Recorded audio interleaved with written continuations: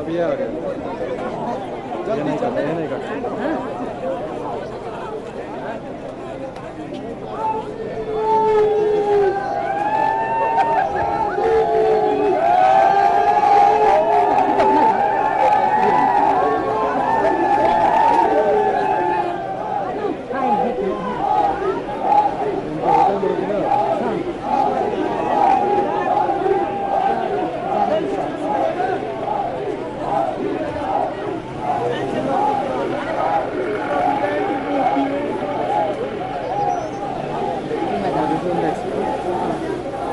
आपका अभी भी दिया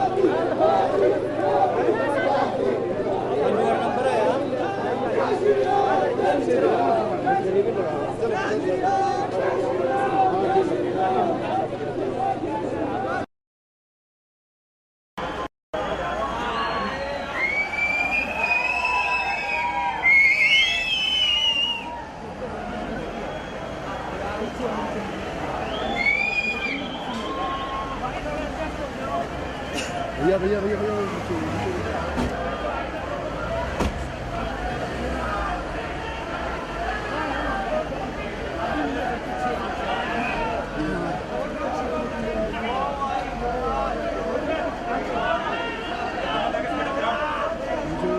अरे ये इसको हाँ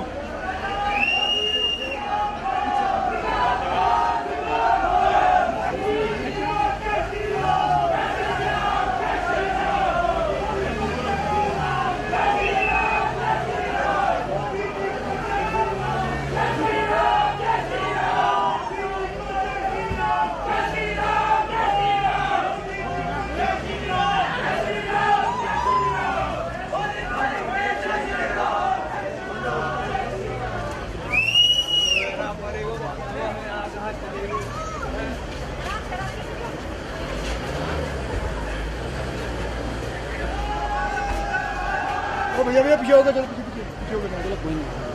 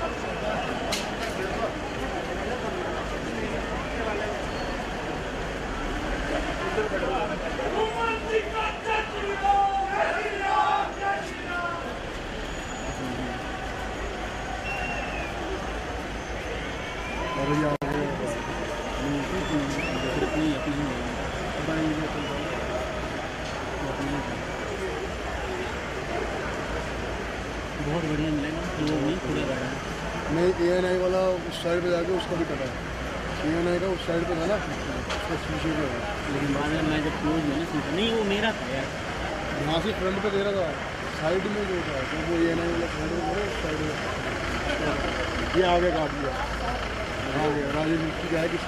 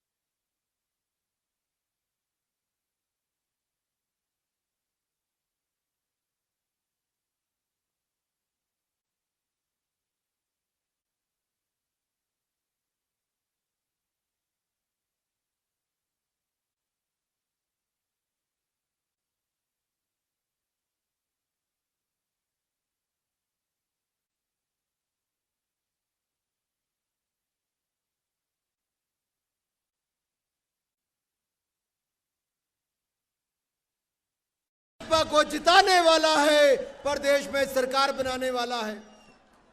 भाई और बहनों, कृपया करके रुक जाइए। मैं पुलिस वाले मित्रों से भी कहना चाहता हूं, जितने अंदर आगे, अब इसके बाद कोई बैरिकेड से अंदर नहीं आएगा, कोई बैरिकेड से अंदर नहीं आएगा।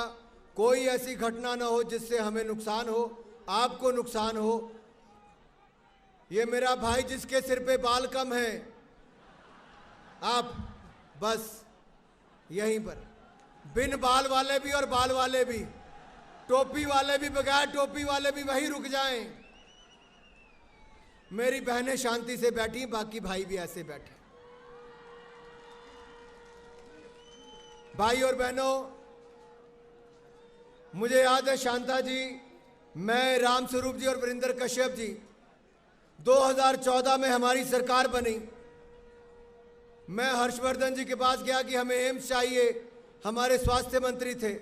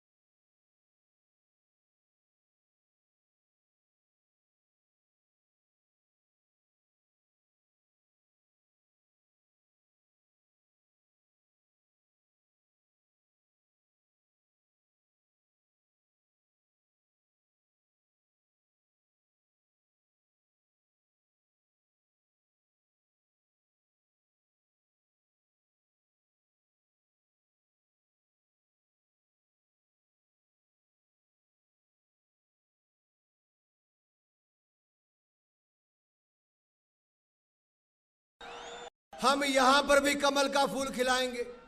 ये भीड़ यहां पर दिखाती है कि हिमाचल की जनता ने मन बना लिया है।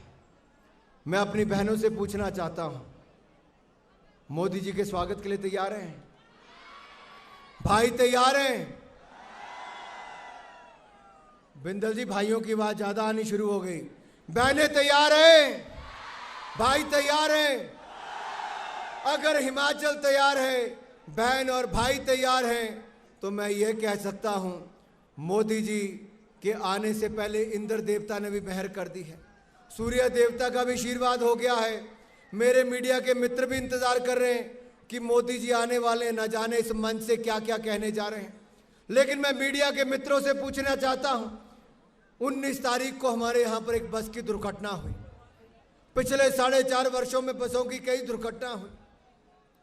क्या प्रदेश की सरकार बसों की दुर्घटनाओं पर रोक लगा सकी? सैकड़ों लोगों की मृत्यु हो गई। क्या हमारे प्रदेश के मुख्यमंत्री को इतना समय मिला कि जिन लोगों की मृत्यु हुई उनके परिवार वालों के पास वो जाते? अरे अपने जिले में जिन लोगों की मृत्यु हुई उनके पास नहीं जा पाया, जो शिमला को साफ पानी नहीं दिला पाया, जो हिमाचल में विकास की परियोजनाएं नहीं दिला पाए। जब उनकी पत्नी सांसद थी मंडी से, तब जोगिंदरनगर से 2 किलोमीटर आगे तक वो रेलवे लाइन नहीं पहुंचा पाए। जो अपने लोकसभा क्षेत्र से लेके अपने विधानसभा क्षेत्र, अरे मैंने तो धर्मशाला में एक ऐसा स्टेडियम बनाया है, चाहे छोटा सा ही है, लेकिन दुनिया का सबसे खूबसूरत स्टेडियम धर्मशाला में बना। जब हमने धर्मशाला में बनाया तो वीरभद्र जी ने कहा मैं शिमला में उससे बड़ा बनाऊंगा। वो 12 साल पहले की बात थी। क्या शिमला में स्टेडियम बन गया है? बना नहीं बना? ये कभी नहीं बनाएंगे। हमने यहां पर लाल पानी में एकेडमी बनाई तो इन्होंने उसके बाहर दीवार चिनवा दी। हमने गुम्मा में जाकर प्रगति नगर में भी करोड़ों रुपए का स्टेडियम बना दिया है। 6 महीने बाद हमारी सरकार आने दो, हिमाचल को दूसरा अंतर्राष्ट्रीय स्टेडियम हम शिमला में बनाकर देंगे, इस बात का विश्वास है। बनाना चाहिए कि नहीं बनाना चाहिए? अंतर्राष्ट्रीय मैच धर्मशाला के बाद शिमला होना चाहिए नहीं होना चाहिए? मैं आपको विश्वास दिलाता हूं, केवल क्रिकेट का नहीं, हम बाकी खेलों के भी अंतर्राष्ट्रीय मैदान शिमला में बनाकर देंगे और अंतर्राष्ट्रीय स्तर के प्रोजेक्ट यहां पर लाकर दिखाएंगे। मेरा शिमला इंतजार करता है कि यहां पर भी दुनिया भर के बड़े बड़े लोग आए। मैं विश्वास दिलाना चाहता हूं, चाहे दुनिया भर के देशों में जाकर जो फिल्म इंडस्ट्री के लोग शूटिंग करते हैं, इसको शूटिंग की हब चाहे वो फिल्म इंडस्ट्री के लिए हो या मेडल जीतने के लिए शूटिंग तीर वो हमें बंदूकों के साथ करनी पड़े, राइफल शूटिंग करने पड़े, उसकी हब भी बनाएंगे तो हम शिमला को बनाएंगे। इस बात का वायदा आज यहां से हम करके जा रहे हैं। खेलों की नगरी के साथ साथ हमारा प्रदेश देवभूमि के नाम से जाना जाता है। हमें इसको देवभूमि बनाया देवताओं ने, वीर भूमि बनाया हमारे वीर सैनिकों ने, अब इसको खेल भूमि बनाएंगे। तो इस बात का वायदा करके जा रहा हूं, देवभूमि, वीर भूमि और अब खेल भूमि भी होगा तो हमारा हिमाचल प्रदेश होगा। यहां पर दुनिया भर के प्रोजेक्ट यहां पर लाएंगे। मेरे हिमाचल प्रदेश के स्पोर्ट्स पर्सन, मेरी बहनें हो या मेरे भाई हो, जब देश भर में अच्छा परफॉर्मेंस देकर आते हैं, हमारे हरियाणा हो, पंजाब हो, देश के बाकी राज्य हो, वो अपने खिलाड़ियों को लाखों रुपए देते हैं। क्या मेरे हिमाचल प्रदेश के खिलाड़ियों को लाखों रुपए मिलते हैं? क्या उनको नौकरियां मिलती हैं? अगर बाकी राज्य देते हैं तो हमारा हिमाचल प्रदेश क्यों नहीं देता है? मैं अपने प्रदेश के अध्यक्ष सत्ती जी से कहना चाहता हूं, हमारे घोषणा पत्र में शामिल हो कि हिमाचल प्रदेश के खिलाड़ी जब मेडल जीतकर आएंगे तो सरकार को इंतजार ना करना पड़े, नौकरी उनका इंतजार पहले करती हो और उनको नौकरी देने की सुविधा हमारी सरकार में हो। मेरे प्रदेश के दिव्यांग नहीं सकते, उनको ऐसा रोजगार मिले। अगर मोदी सरकार दिव्यांगों के लिए बड़े से बड़े काम कर सकती है, आज अलग से यूनिवर्सिटी खोलने की स्थापना करने की सोच सकती है, तो क्या हिमाचल प्रदेश में जब हमारी सरकार बनेगी तो हमारे दिव्यांगों के लिए और ज़्यादा से ज़्यादा रोजगार मिले? ऐसे हमारी सरकार को सोचना चाहिए ताकि हमारे विशेष दर्जे के जो भाई हैं उनको आगे बढ़ने का मौका मिले। मैं इस बात का धन्यवाद मोदी सरकार का करना चाहता हूं। आदरणीय शांता जी और धूमल जी, आपको याद होगा अगर हिमाचल प्रदेश में भी गद्दी समुदाय के लिए जो दर्जा दिया तो हमारी सरकार ने, जो ओबीसी का दर्जा देने की बात हो, गुजरों की बात हो, वो उस समय हमारी सरकारों ने किया। आज ओबीसी के लिए जो एससी एसटी को दर्जा पहले मिलता था उसके लिए भी आयोग बनाकर दिया गया। आज ओबीसी के लिए भी वो काम किसी ने किया है, तो जो 70 सालों में कोई और सरकार नहीं कर पाई, आज मोदी सरकार ने वो किया है। पूरे ओबीसी वर्ग और बाकी सबके ओर से नरेंद्र मोदी जी का मैं आप सबकी ओर से बहुत बहुत धन्यवाद उसके लिए भी करना चाहता हूं।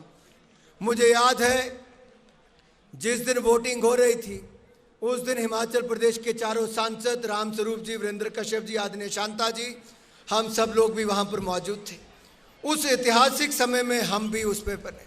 जीएसटी की बात बहुत सारी सरकारें करती रही, लेकिन एक देश एक टैक्स ये किसी ने करने का सपना पूरा किया तो नरेंद्र मोदी की सरकार ने किया है। आप सबकी ओर से जीएसटी लागू पास करने के लिए, बिल पास करने के लिए और अब 1 जुलाई से जीएसटी को लागू करने के लिए मैं मोदी सरकार का आपकी ओर से बहुत बहुत आभार प्रकट करता हूं।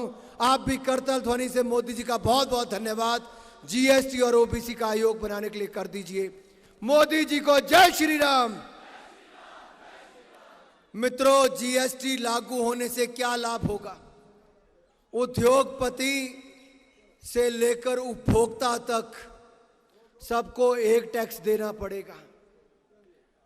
जो रास्ते में ऑक्ट्राई लगती थी, सेंट्रल सेल टैक्स लगता था, वैट लगता था, एक्साइज ड्यूटी लगती थी, कई तरह के टैक्स लगते थे। इन सब टैक्सों से मुक्ति मिलेगी। देश में केवल एक टैक्स लगेगा। ट्रक वाला चाहे मुंबई से चले, चेन्नई से चले, कोलकाता से चले, गुजरात से चले या राजस्थान से चले, वो हिमाचल आने से पहले कहीं नहीं रुकेगा। जो 2-2 दिन बर्बाद करते थे, वो ट्रक वालों को भी राहत मिलेगी और उपभोक्ताओं को भी राहत मिलेगी तो मोदी सरकार में मिलेगी। ये राहत दी है तो मोदी सरकार ने दी है। माल भाड़े में भी कमी आएगी, टैक्सों में भी कमी आएगी। बहुत सारे लोगों ने कहा कि इससे महंगाई बढ़ेगी। मैं इतना ही कहना चाहता हूं, ना हम महंगाई को बढ़ने देंगे, लेकिन देश को आगे बढ़ाने के लिए जीएसटी एक मील का पत्थर साबित होगा और ये मील का पत्थर मोदी सरकार ने कायम किया है। भाई और बहनों, मुझे पीछे से कह रहे हैं कि मोदी जी 3 मिनट के अंदर यहां पर आ जाएंगे। केवल 3 मिनट का इंतजार है। मोदी आने वाला है, मोदी आने वाला है। ये हम कहते थे 2014 के चुनाव से पहले, और 2014 के चुनाव में 2014 के चुनाव में मोदी जी आ गए थे। आपने मोदी जी को चारों की चारों सीटें जिताई। आज चारों सांसद भी यहाँ हैं। हिमाचल प्रदेश भी इंतजार कर रहा है। मोदी जी को जय श्री राम, मोदी जी को जय श्री राम। बिंदल जी के पास मैं मंच देता हूं। मोदी जी को जय श्री राम। मोदी जी हमारे मध्य पधार चुके हैं और मंच के पीछे पहुंच चुके हैं।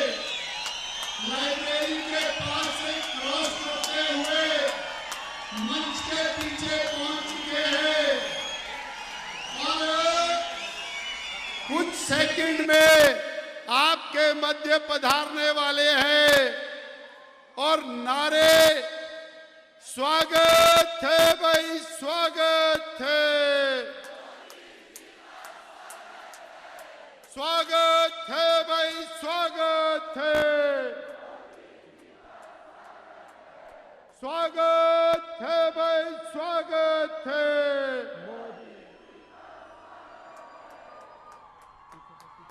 स्वागत है भाई, स्वागत है, स्वागत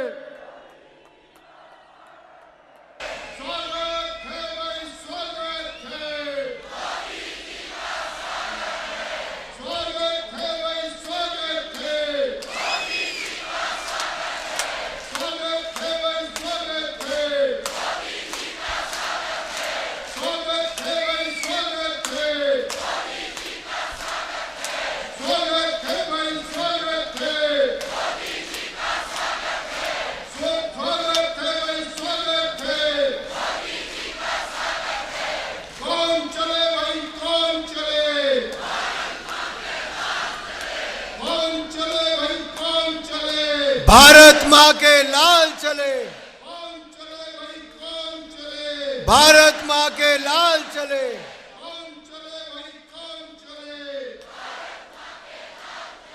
भारत माता की, भारत माता की, भारत माता की, वंदे वंदे वंदे वंदे वंदे वंदे वंदे वंदे भारत माता की, भारत माता की। श्रद्धेय मोदी जी और हमारे मध्य पधार रहे हैं। हजारों हजारों की संख्या ने माल रोड के ऊपर उनका अभिवादन किया। दाहिनी ओर बाईं ओर सब तरफ शिमला में, और ऐसा लगता है जन सैलाब आ गया है। हिमाचल प्रदेश आज शिमला की धरती पर आ गया है। अपने महबूब नेता राष्ट्र पुरुष श्रद्धेय नरेंद्र भाई मोदी के दर्शन के लिए आ चुका है। इसलिए एक बार अभिनंदन करें। स्वागत है भाई, स्वागत है, स्वागत है भाई, स्वागत है, स्वागत है भाई, स्वागत है,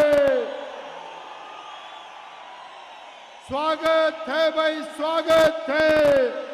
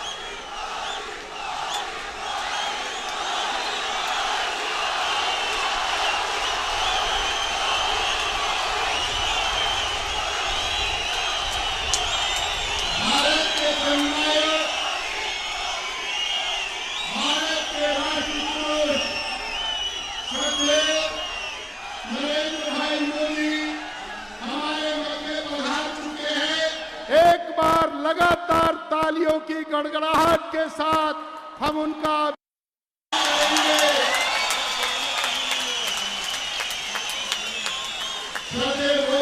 अभिनंदन करने के लिए मैं आग्रह करूंगा आदरणीय केंद्रीय मंत्री श्री जगत प्रकाश नड्डा जी, आदरणीय पूर्व मुख्यमंत्री माननीय श्री प्रेम कुमार धूमल जी, पूर्व मुख्यमंत्री आदरणीय श्री शांता कुमार जी, टोपी लेकर, मफलर लेकर और पुष्प मुखर लेकर श्रद्धेय जननायक श्री नरेंद्र भाई मोदी का अभिनंदन करेंगे। हिमाचल की ऐतिहासिक रिद्ध मैदान पर श्री मोदी जी का अभिनंदन है।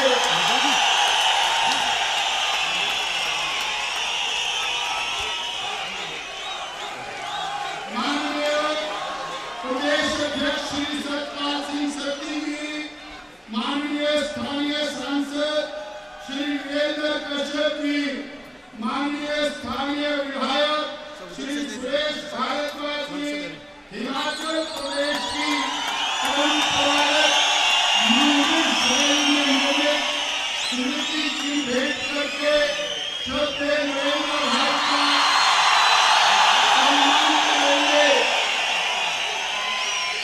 मोदी जी को जय श्री राम। श्री रघुनाथ ठाकुर जी, श्री राम स्वरूप शर्मा जी, श्री चंद्रमोहन ठाकुर जी, आदरणीय महामंत्री श्री संजय सूद जी, श्री त्रिलोक कुमार जी, हार पहना करके श्रद्धेय मोदी जी का अभिनंदन करेंगे। श्रद्धेय मोदी जी ने हिमाचल प्रदेश के और देश के लाखों वीर जवानों को दशकों तक मिलने वाली वो आरोपी जो सहायता है विशिष्ट सहयोग को दिलवाया और हिमाचल प्रदेश के 2 लाख से अधिक सैनिकों को इसका लाभ मिला। 1 रैंक 1 पेंशन माननीय मोदी जी ने दी है। इसके लिए हिमाचल प्रदेश प्रकोष्ठ के प्रदेश संयोजक ब्रिगेडियर पवन चौधरी जी और हमारे माननीय विधायक कर्नल इंदर सिंह जी दूर देकर के नरेंद्र मोदी जी को सम्मानित करेंगे। लाखों शहीदों को जो सम्मान मिला उसके लिए माननीय मोदी जी को धन्यवाद। धन्यवाद। स्वागत है भाई, स्वागत है। कौन चले भाई, कौन चले।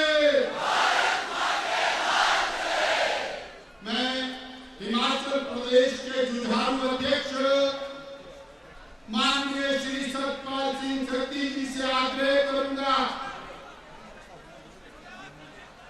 कि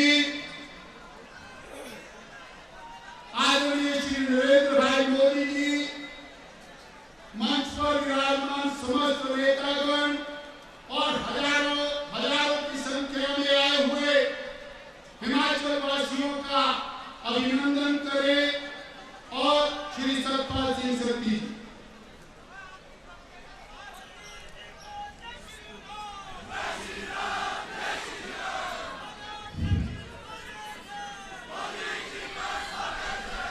स्वागत है भाई, स्वागत है।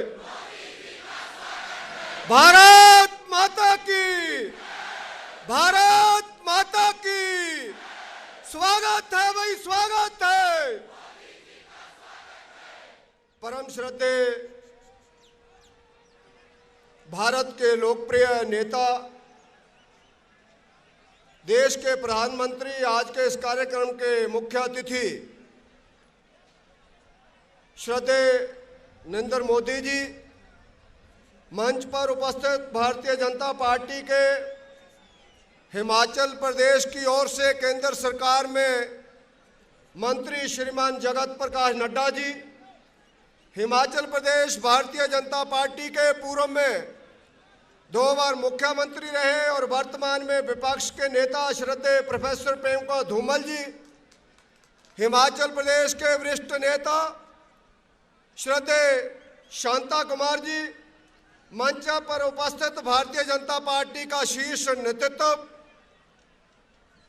सांसदगण, विधायक और अन्य पार्टी के पदाधिकारी साथियों, आज हम सभी आदरणीय नरेंद्र मोदी जी के विचार को सुनने के लिए आए हैं। मैं आप सभी समस्त कार्यकर्ताओं की ओर से, प्रदेश के सभी नेतृत्व की ओर से, यहाँ की प्रबुद्ध जनता की ओर से मैं नरेंद्र मोदी जी का शिमला के इस ऐतिहासिक रिज मैदान पर पहुंचने पर हार्दिक अभिनंदन करता हूं, हार्दिक स्वागत करता हूं। हम आप सभी लोग आदरणीय नरेंद्र मोदी जी के व्यक्तित्व से बड़ी अच्छी तरह से वाकिफ हैं।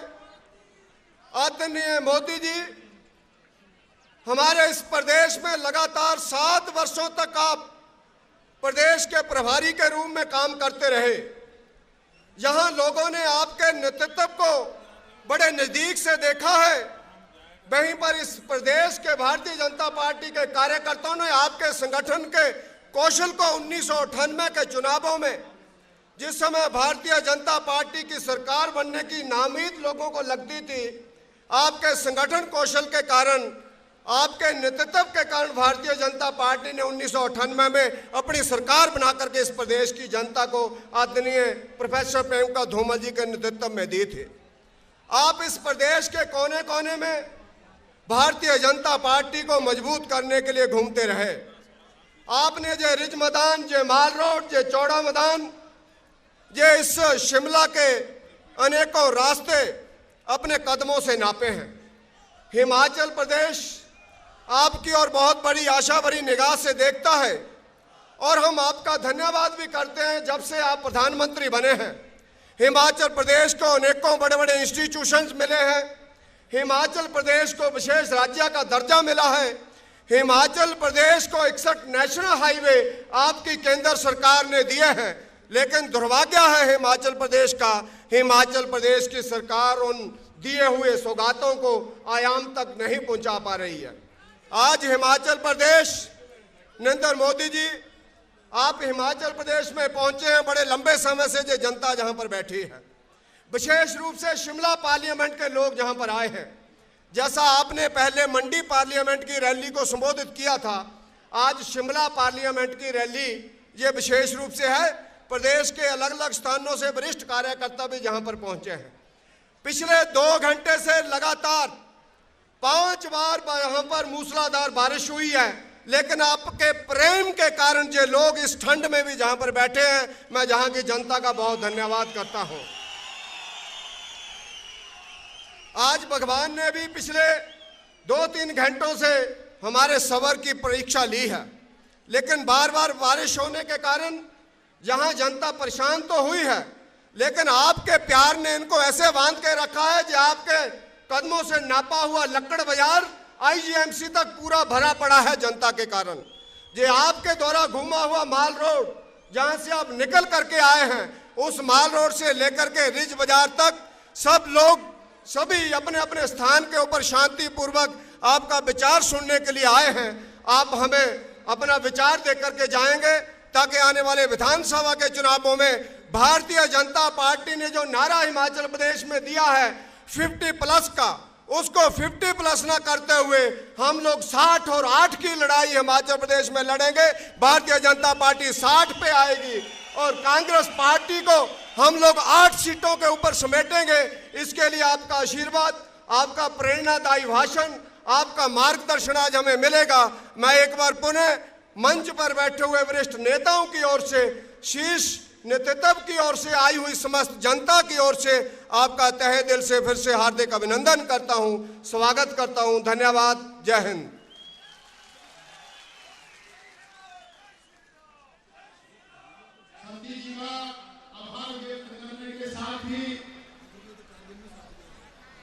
हिमाचल प्रदेश के वरिष्ठ नेता, युवा एवं जुझारू नेता और केंद्र सरकार के अंदर माननीय स्वास्थ्य मंत्री आदरणीय श्री जगत प्रकाश नड्डा जी से मैं आग्रह करूंगा कि वो आए, हिमाचल वासियों को अपना शुभ संदेश दें और माननीय मोदी जी का अभिनंदन करें। भारत माता की, नड्डा जी का स्वागत है। भारत के यशस्वी प्रधानमंत्री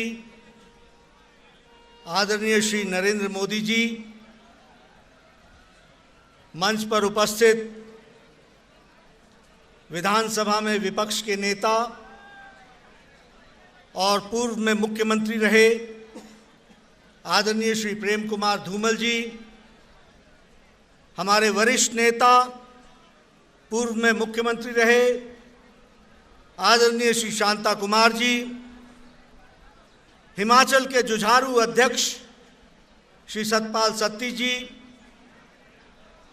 शिमला के लोकप्रिय सांसद श्री वीरेंद्र कश्यप जी, हमारे हमीरपुर के लोकप्रिय सांसद अनुराग जी, मंडी के लोकप्रिय सांसद श्री रामस्वरूप शर्मा जी, शिमला के लोकप्रिय विधायक श्री सुरेश भारद्वाज जी, सम्मानित मंच, यहाँ इतनी बड़ी संख्या में उपस्थित हमारे भारतीय जनता पार्टी के कार्यकर्ता बंधु, हिमाचल और शिमला की प्रबुद्ध जनता और मीडिया के साथीगण, ये हम सब के लिए बहुत ही सौभाग्य की बात है कि आज भारत के प्रधानमंत्री आदरणीय नरेंद्र मोदी जी, जिनका हिमाचल से विशेष लगाव रहा है, वो आज हिमाचल की शिमला की धरती पर आए हैं। मैं अपनी ओर से और आप सबकी ओर से उनका हार्दिक अभिनंदन करता हूं और स्वागत करता हूं।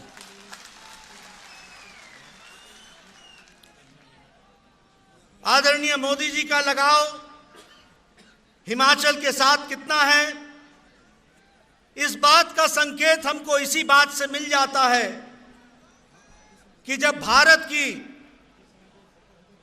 महत्वाकांक्षी आम आदमी को जोड़ने वाली और हवाई यात्रा के साथ संबंध जोड़ने वाली ऐसी उड़ान, इसका श्री गणेश करने के लिए भी अगर आदरणीय मोदी जी ने जगह चुनी तो वो शिमला चुनी, जहां उड़ान के कार्यक्रम की शुरुआत हुई है। ये उड़ान कार्यक्रम उड़ान उड़े देश का आम नागरिक UDAN, यानी आम आदमी आज हवाई जहाज का सफर कर सके, उसका सफर छोटा हो जाए और हवाई जहाज आम आदमी के लिए उपलब्ध हो जाए, इस योजना को लेकर के आप आए और आपने शिमला से शुरुआत की है। हम आपको तहे दिल से इसके लिए धन्यवाद देते हैं। आज आपने हिमाचल को एक बहुत बड़ा तोहफा, लंबे समय से हाइड्रो इंजीनियरिंग कॉलेज की बात लटकी हुई थी। पिछली सरकार उसे लंबित करके रखा हुआ था, वह नहीं चाहते थे, लेकिन हमारे धूमल जी, हम सब लोगों ने मिलकर पुनः उस हाइड्रो इंजीनियरिंग कॉलेज को पटरी पर लाकर रखा और आज उसका शुरुआत जो आदरणीय मोदी जी के कर कमलों द्वारा हुआ है, उसके लिए भी मैं आदरणीय प्रधानमंत्री जी का धन्यवाद करता हूं। आने वाले समय में वह निश्चित रूप से हिमाचल के नौजवानों को हाइड्रो इंजीनियर बनाने के लिए, जिस हाइड्रो की बहुत बड़ी संभावना देश में है, प्रदेश में है, उसको आगे बढ़ाने में काम आएगा। मित्रों, हम जानते हैं कि भारत सरकार ने पिछले 3 सालों में देश के विकास को वापस पटरी पर ला करके खड़ा किया है। आदरणीय मोदी जी के नेतृत्व में जहां प्रदेशों के साथ अच्छा संबंध रखते हुए विकास को एक नई गति दी है, वहीं लोगों को साथ बढ़ा करके चलने का, सबका साथ सबका विकास, इस मंत्र को आगे बढ़ाया है। यहां पर 2 मुख्यमंत्री बैठे हैं, आदरणीय शांता कुमार जी और प्रेम कुमार धूमल जी, और वैसे एक लंबे समय तक गुजरात का भी आपने नेतृत्व किया। आपको मुख्यमंत्री के नाते जो केंद्र से जिस तरीके का बर्ताव मिलता था, वो आप सबके सामने है, आप उससे गुजरे हुए। एक समय था जब हम फाइनेंस कमीशन के सामने जाया करते थे अपनी छोटी छोटी बातों के लिए और हमें नहीं सुना जाता था, लेकिन आज आदरणीय मोदी जी के नेतृत्व में भारत सरकार का 32% के बजाय 42% प्रदेशों को आर्थिक सहायता मिली है। इसको हमको समझना चाहिए। हमारे शांता कुमार जी अधिकार यात्रा लेकर के दिल्ली जा गए थे। विषय था कि हमको केंद्र में पहाड़ी राज्यों को विशेष महत्व मिलना चाहिए, वो महत्व नहीं मिल रहा था। धूमल जी ने नेशनल डेवलपमेंट काउंसिल में कई बार विषय उठाया, हमको नहीं मिला, लेकिन आदरणीय मोदी जी ने बिना प्रदेश की डिमांड उठे अपने आप हमको सेंट्रल स्कीम में 60-40 के बजाय 90-10 का हमको फायदा दिया। 90% हमारे को उसमें आर्थिक सहायता दिया है। इस तरीके से हिमाचल को मुख्य धारा में लाने में आदरणीय मोदी जी ने जो हिमाचल का के दृष्टि से जो कार्य किया, उसके लिए हिमाचल की जनता सदा सदा आपकी आभारी रहेगी। 1 रैंक 1 पेंशन की बात आई, सब लोगों ने लिप सर्विस की, राजनीतिक मुद्दा बनाया।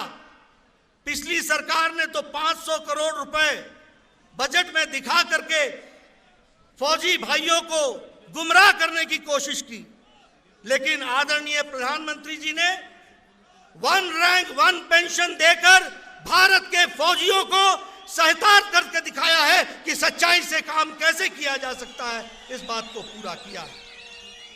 मित्रों, जो उत्तर प्रदेश से हवा चली है, जो उत्तराखंड की ठंडी ठंडी हवा कमल के साथ आई है, उसने हिमाचल में भी प्रवेश कर लिया है और अब हिमाचल में भी वो ठंडी हवा और कमल खिलेगा, इसके तरफ हम आगे बढ़ रहे हैं। हिमाचल की दृष्टि से आदरणीय प्रधानमंत्री जी ने जो हिमाचल को दिया, फिर चाहे वो IIM हो, फिर चाहे वो एम्स हो, फिर चाहे वो 3 मेडिकल कॉलेजेस हो, नाहन का मेडिकल कॉलेज शुरू हो गया है, चंबा और मंडी का मेडिकल कॉलेज का MCI का इंस्पेक्शन हो गया है, बहुत जल्द वो भी शुरू होगा। इस तरीके से भारत सरकार मुख्य धारा में हिमाचल को लाने का प्रयास कर रही है। शिमला के लिए सुपर स्पेशलिटी ब्लॉक 150 करोड़ रुपए का भारत सरकार देने को आतुर है, लेकिन हिमाचल की सरकार अभी तक जमीन नहीं दे पाई है। हम लोग कैंसर के टर्शरी कैंसर सेंटर के लिए, मंडी के लिए और शिमला के लिए 45 करोड़ रुपए का हम लोगों ने कार्यक्रम बनाया और टर्शरी कैंसर सेंटर दिया, लेकिन अभी तक हिमाचल की सरकार जमीन नहीं दे पाई है। यहां शिमला में आपको याद होगा जॉन्डिस फैला था और बुरी तरीके से लोग उसमें उनकी जानें गई थी।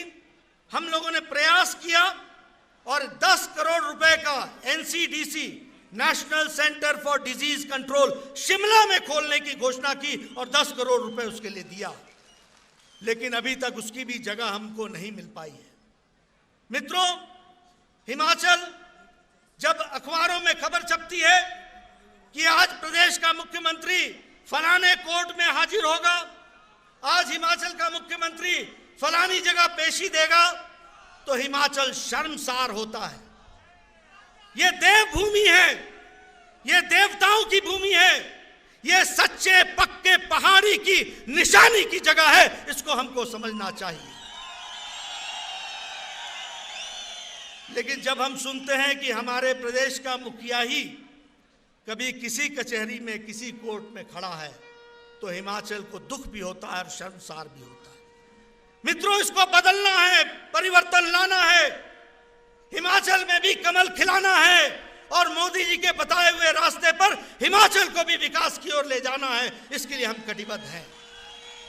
मित्रों, मैं आपकी ओर से आदरणीय मोदी जी को यह विश्वास दिलाना चाहूंगा, हिमाचल की जनता आपके साथ खड़ी है, विकास के साथ आगे बढ़ना चाहती है, मुख्य धारा में हिमाचल आना चाहता है और हिमाचल के सच्चे पक्के पहाड़ी लोग आपके साथ खड़े होकर के इस विकास में अपने आप को आहूत करेंगे, अपने आप को पूरी ताकत लगाएंगे। इस विश्वास को आपको दिलाता हूं। आप सब ने मेरी बात सुनी, आपका बहुत बहुत धन्यवाद। आप सबके माध्यम से आदरणीय मोदी जी का फिर से बहुत बहुत अभिनंदन। जय भारत, जय हिमाचल। धन्यवाद नड्डा जी। नड्डा जी को जय श्री राम। हिमाचल प्रदेश के 2 बार मुख्यमंत्री रहे, हिमाचल प्रदेश के हर दिल अजीज नेता प्रतिपक्ष आदरणीय श्री प्रेम कुमार धूमल जी से आग्रह करूंगा कि वो हम सबको संबोधित करें। धूमल जी को जय श्री राम। धूमल जी को जय श्री राम। श्रद्धेय धूमल जी।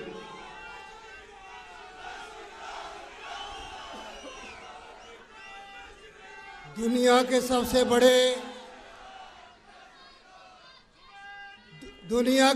बड़े लोकतंत्र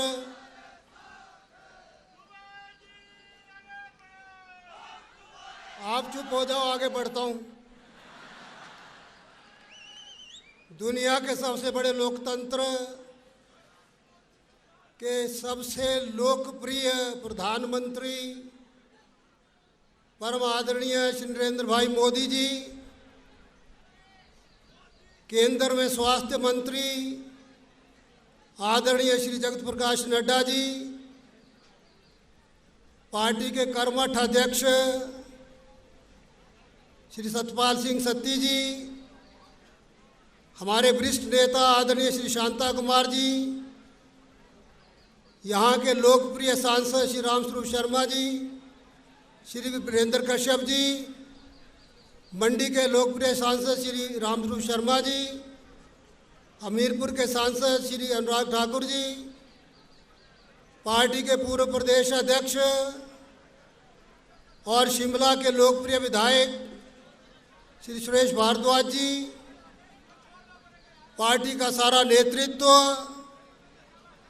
और हिमाचल प्रदेश के कोने कोने से आए हुए बहनों और भाइयों, आज हम एक लंबे समय के बाद देश के प्रधानमंत्री का संबोधन शिमला के ऐतिहासिक रिज मैदान से सुनेंगे। श्रद्धेय अटल बिहारी वाजपेयी जी के बाद पहले प्रधानमंत्री हैं श्री नरेंद्र भाई मोदी, जो आज शिमला पधारे हैं। आप सबकी ओर से जबरदस्त स्वागत, अभिनंदन।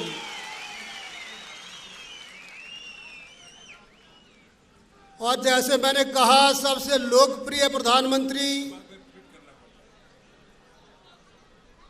वो सबसे ज्यादा लोग भी आज संजौली तक और टूटू तक लोग रुके पड़े हैं।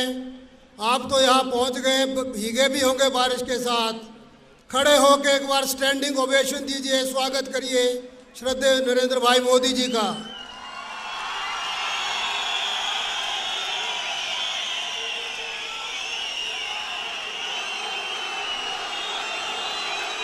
धन्यवाद। अब शांत हो जाइए। आदरणीय मोदी जी, मैं आपको बधाई देना चाहता हूं। सारे विश्व में आपने नाम कमाया है, लेकिन सबसे बड़ा जो योगदान आपका देश में है, वो आपने देश में विकास की संस्कृति को बदला है, कार्य संस्कृति को बदला है। पहले प्रधानमंत्री, मुख्यमंत्री, मंत्रीगण आते थे, घोषणा करते थे कि हमें देंगे, और वर्षों तक लोग इंतजार करते थे कि घोषणा हुई थी, फिर लोग इंतजार करते करते भूल जाते थे। हमारा ये सौभाग्य है, हमें ऐसा कर्मयोगी प्रधानमंत्री मिला है जो करके दिखा देता है, फिर सूचना देता है कि मैंने कर दिया।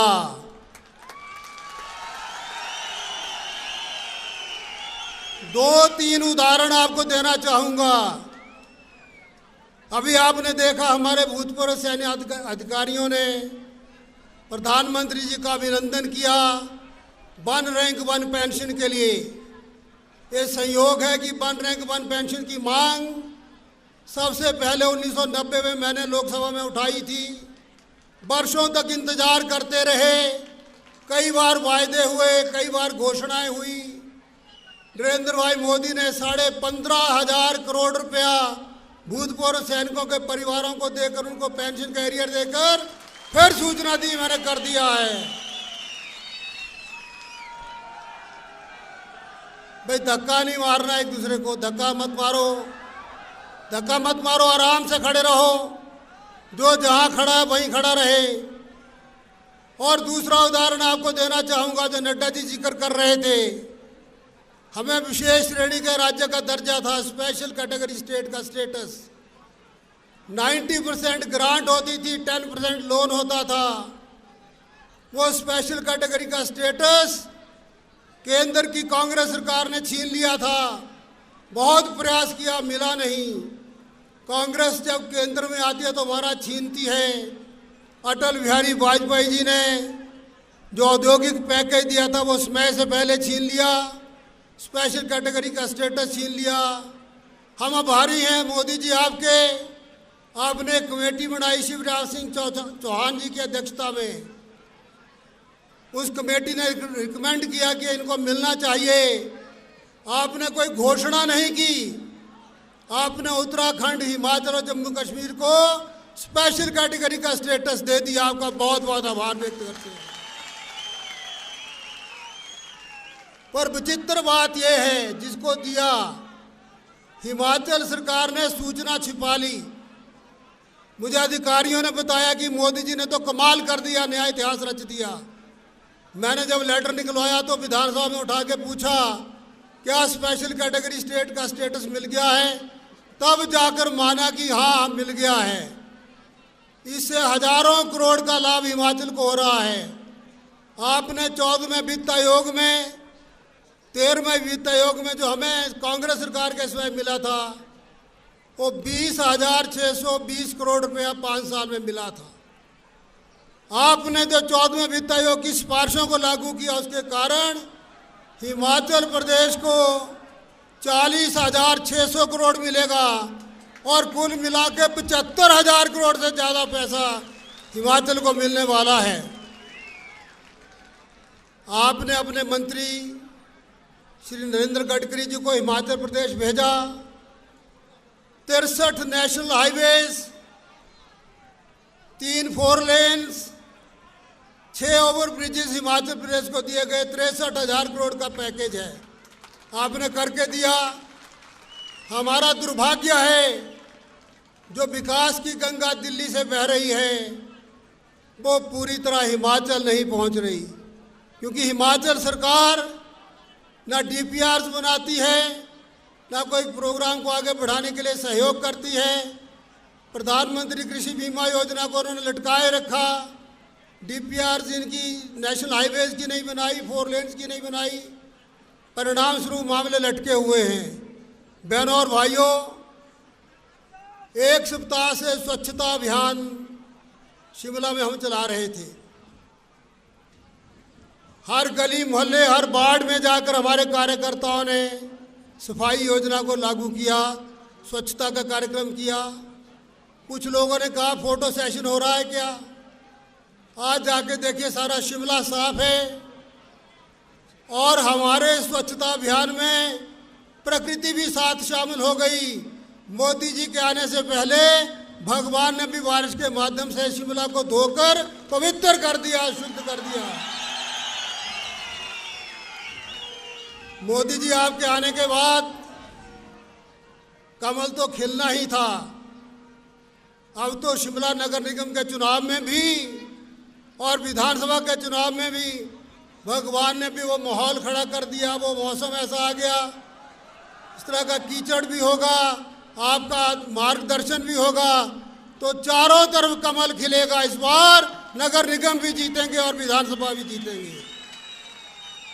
आपने रोड्स की सुविधा दी, आपने रेल लाइन के लिए बजट को 3 गुना ज़्यादा बढ़ा दिया हिमाचल प्रदेश के लिए। आज आपने उड़ान से शिमला को जोड़ दिया। शिमला हवाई अड्डे के बाहर जो टैक्सी वाले थे आज उनके चेहरे देखने वाले थे। जब जब हम शिमला आते थे वो हमेशा एक मांग पत्र लेके आते थे, इस हवाई अड्डे को चालू करवाओ। आज वो हवाई अड्डा चालू हो गया, वहाँ से उड़ान को आपने फ्लैग ऑफ किया है। हम आपका धन्यवाद करते हैं, आपने ज़मीन पर सड़क से जोड़ा है। रेल लाइन को भनोपली से लेकर लेह तक और पठानकोट से जोगिंद्रनगर मंडी होते हुए लेह के लिए बनाने की बात कर दी है, पैसा दे दिया है। आपने ज़मीन से जोड़ा, सड़कों के माध्यम से, रेल से और उड़ान के माध्यम से आज 2000 के किराए में आदमी को शिमला से दिल्ली जाने के योग्य बना दिया। आपका बहुत बहुत आभार व्यक्त करते हैं। हवाई अड्डे पे संबोधन पर आपने कहा कि मैं चाहता था कि उड़ान हवाई चप्पल वाले जो चप्पल पहनते हैं उनके लिए भी हो। आज निश्चित तौर पे आपने जो संभव नहीं था उसको संभव करके दिखाया है। आम आदमी की आंखों में, साधारण नागरिक की आंखों में एक सपना आ गया है कि अब वो भी कभी जहाज से उड़कर 2000 से कम रुपए में दिल्ली जा पाएगा। इसके लिए बहुत बहुत आभार, हिमाचल की जनता की तरफ से धन्यवाद। मैं चाहता हूं अब मैं ही नारा लगा दूंगा। एक बार फिर से आदरणीय प्रधानमंत्री जी का यहाँ आने के लिए और ये निवेदन करते हुए कि आपने बहुत बड़ी एक घोषणा की थी। मंडी में हमारे फल उत्पादकों के लिए कि अब कोल्ड ड्रिंक में फल रस भी शामिल होगा। हम समझते हैं हिमाचल के चप्पे चप्पे को आप जानते हैं, हिमाचल के प्रत्येक कार्यकर्ता को जानते हैं, हिमाचल की समस्याओं को जानते हैं, उनका समाधान आपके माध्यम से होगा।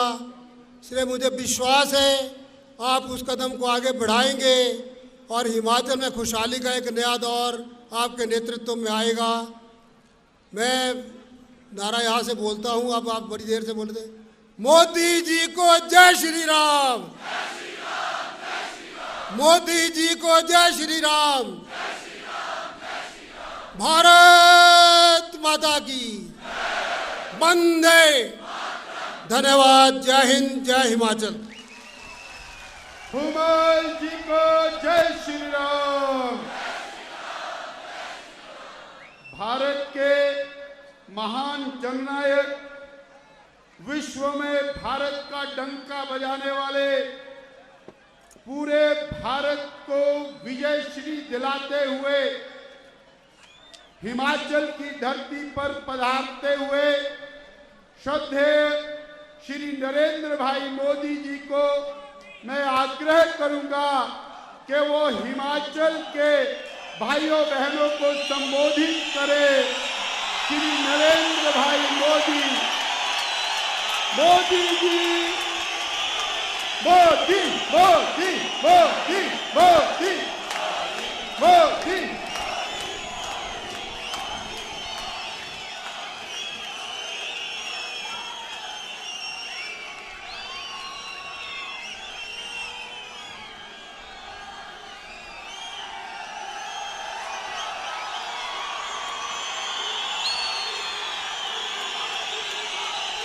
भारत माता की, भारत माता की। मंच पर विराजमान हिमाचल के पूर्व मुख्यमंत्री और प्रतिपक्षीय नेता प्रोफेसर प्रेम कुमार धूमल जी, हमारे वरिष्ठ नेता पूर्व मुख्यमंत्री श्रीमान शांता कुमार जी, केंद्र में मंत्री परिषद के मेरे साथी श्री जगत प्रकाश नड्डा जी, प्रदेश भारतीय जनता पार्टी के जुझारू अध्यक्ष श्रीमान सतपाल जी, संसद में मेरे साथी श्री वीरेंद्र कश्यप जी, यहां के विधायक श्रीमान सुरेश भारद्वाज जी, संसद के मेरे साथी अनुराग ठाकुर जी, राम स्वरूप शर्मा जी और विशाल संख्या में पधारे हुए हिमाचल के मेरे प्यारे भाई और बहनों,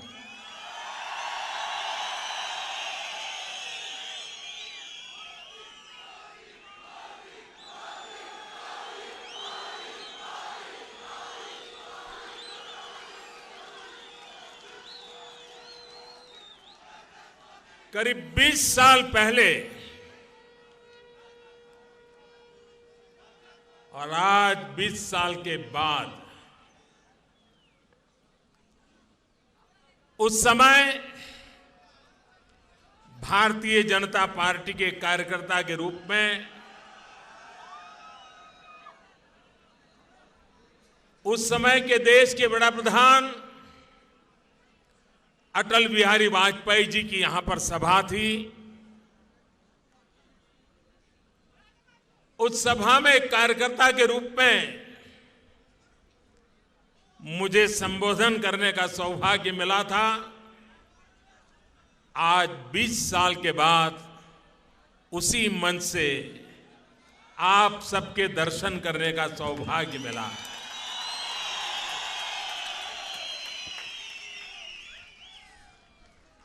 दूर दूर से इतनी बड़ी तादाद में आकर के आपने मुझे आशीर्वाद दिए, मैं देवभूमि के इन सभी नागरिक भाइयों बहनों का सर झुका करके नमन करता हूं, अभिनंदन करता हूं। ये देवभूमि भी है, ये वीर भूमि भी है, ये वीर माताओं की भूमि है। ऐसी वीर माताओं जिन्होंने ऐसे वीरों को जन्म दिया है जो जान की बाजी लगा करके 125 करोड़ देशवासियों की रक्षा करने के लिए जुटे रहते हैं। मैं इन वीर माताओं को विशेष रूप से प्रणाम करता हूं। भाइयों बहनों, हिमाचल आता हूं तो ऐसा ही लगता है कि अपनों के बीच आया हूं। पुरानी यादें ताजा हो जाती है। जब मैं यहां काम करता था, माल रोड पर तो पैदल ही चलना होता था, और हिमाचल में दौरा करके शाम को जब कभी कभी शिमला लौट के आता था तो माल रोड पर से निकलना और इंडिया कॉफी हाउस में जाके बैठना।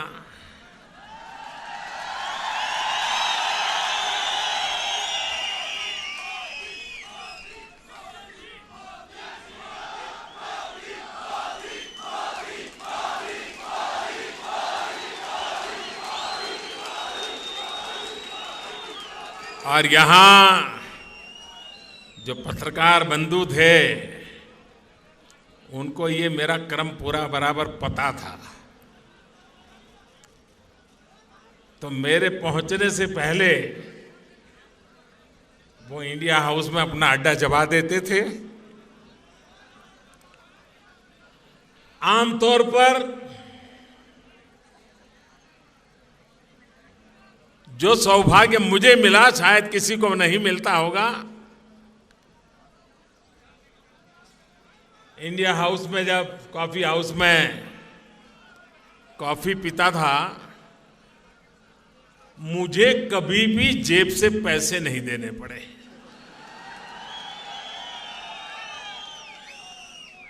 और देशवासी सुनते होंगे तो उनको हैरानी होगी, हमेशा पेमेंट ये मेरे सारे पत्रकार मित्र देते थे।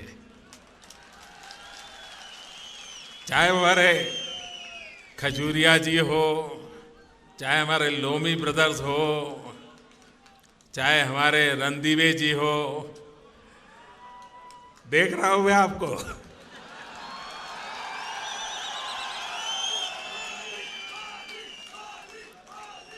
अश्विनी, श्रीकांत शर्मा, ये सारी जमात थी और बड़ा दोस्ताना मेरा रहता था नाता। हिमाचल की राजनीति को समझने के लिए वो कॉफी हाउस में इन पत्रकारों के साथ गप्पे गोष्ठी मुझे बहुत काम आती थी। और मुझे भी आदत हो गई थी उनकी कॉफी पीने की। आज जब माल रोड से मैं गुजर रहा था और जब मैंने उस कॉफी हाउस पर मेरी नजर गई तो यही पुराने सारे साथी मुझे याद आ गए।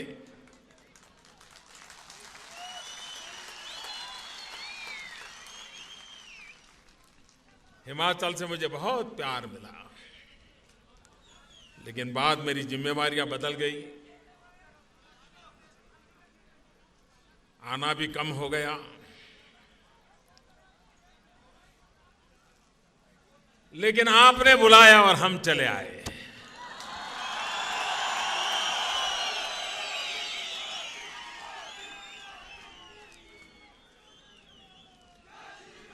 आज भारत सरकार के 2 विशेष प्रकल्प के लिए मुझे शिमला आने का अवसर मिला।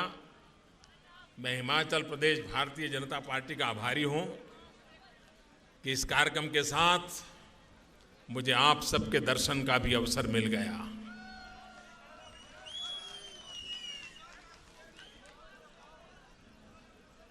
हिमाचल में टूरिज्म की संभावनाएं बहुत है। हिमाचल के नौजवानों को रोजगार के लिए टूरिज्म का विकास स्काई द लिमिट, इतनी संभावनाएं हैं। अगर सही कनेक्टिविटी मिल जाए, लोगों को आने जाने की सुविधा ठीक से मिल जाए, और इसलिए भारत सरकार ने टूरिज्म को बल देने के लिए हिमाचल में विशेष फोकस किया हुआ है। सालों से पड़े हुए रेल के प्रोजेक्ट, आप हैरान होंगे, एक रेल का प्रोजेक्ट जो ऊना से जुड़ा हुआ था 30 साल से लटका पड़ा था। फाइलें कहां थी पता नहीं था, मैंने निकाला।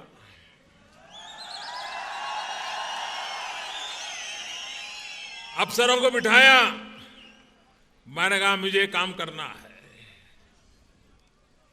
चाहे रोड के काम हो, रेल के काम हो, रोड की चौड़ाई के काम हो, क्योंकि टूरिज्म में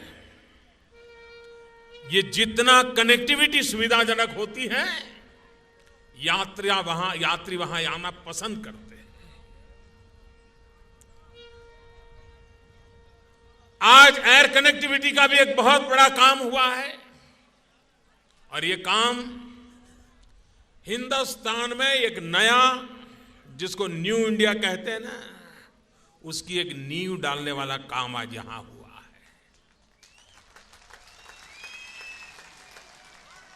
देश में दो ऐसी शक्तियां हैं जो भारत को आगे ले जाने में बहुत शक्ति का प्रदान करने वाली इकाइयां हैं। एक मध्यम वर्गीय नागरिक और दूसरे मध्यम श्रेणी के नगर। टायर 2, टायर 3 ये जो सिटी है छोटे छोटे, वे आने वाले दशक में देश के बहुत बड़े ग्रोथ इंजन बनने वाले हैं। बहुत बड़ी विकास की ताकत वहां से आने वाली है, और उसको ध्यान में रखते हुए एविएशन पॉलिसी, एयर कनेक्टिविटी, जो भविष्य के आर्थिक विकास के लिए बहुत उपकारक हो, उस दिशा में उसकी डिजाइन की गई है। और आज उसका प्रारंभ शिमला से, जो टूरिज्म को बल मिले, और आपने शायद यहां, जब मैं वहां बोल रहा था, शायद आपको भी यहां जो लोग यहां पहुंचे होंगे उन्होंने उसको सुना होगा। अगर हम टैक्सी किराए पर लेकर के जाते हैं तो 1 किलोमीटर का 8 रुपया 10 रुपया लग जाता है, और पहाड़ पर जाना है तो थोड़ा और महंगा हो जाता है। मैं उस समय जब यहां काम करता था तब तो मारुति वैन बहुत चलती थी। पता नहीं अब तो कौन सी गाड़ी यहां चलाते हैं मुझे मालूम नहीं है, लेकिन उस समय वो बहुत चलती थी क्योंकि जगह बड़ी कम लेती थी, तो यहां के लोगों को सुविधाजनक रहती थी।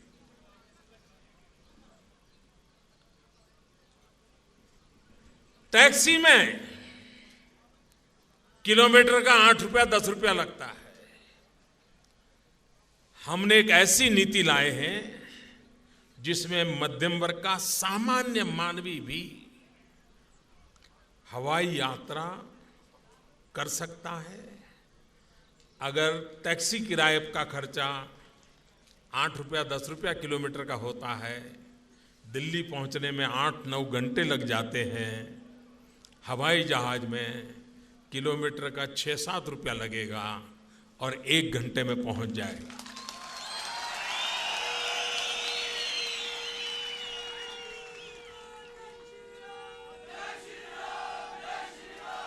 और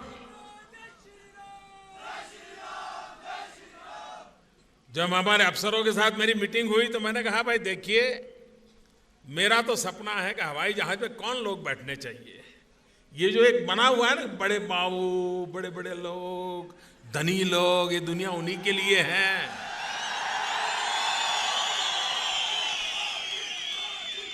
इस देश की जो सुविधाएं अमीरों को प्राप्त हैं, वो मेरे देश के गरीब को भी मिलनी चाहिए।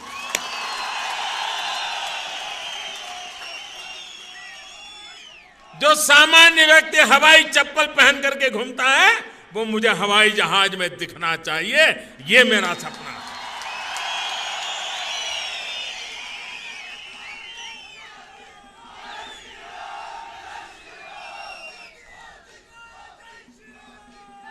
और इसलिए आने वाले दिनों में, आजादी के 70 साल में, इस देश के 70 airport, 70-75 air connectivity, commercial activity के लिए काम आ रहे हैं।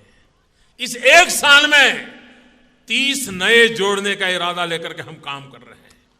70 साल में 70, 1 साल में 30। काम कैसे होता है, बदलाव कैसे लाया जा सकता है, वो आप भली भांति जानते हैं। भाई, हिमाचल में बर्फ वर्षा होती थी तो हम गुजरात में जब रहते थे तो तुरंत ऊनी कपड़े निकालते थे कि भाई अब हिमाचल में बर्फबारी हुई है तो हवा ठंडी चलेगी, 5-6 दिन में ठंड यहां आएगी। लेकिन अब वक्त बदल चुका है भाइयों। अब उत्तर प्रदेश की हवा हिमाचल में आ रही है, उत्तराखंड की हवा हिमाचल में आ रही है, और दिल्ली की ताजा ताजा हवा भी तो आ रही है।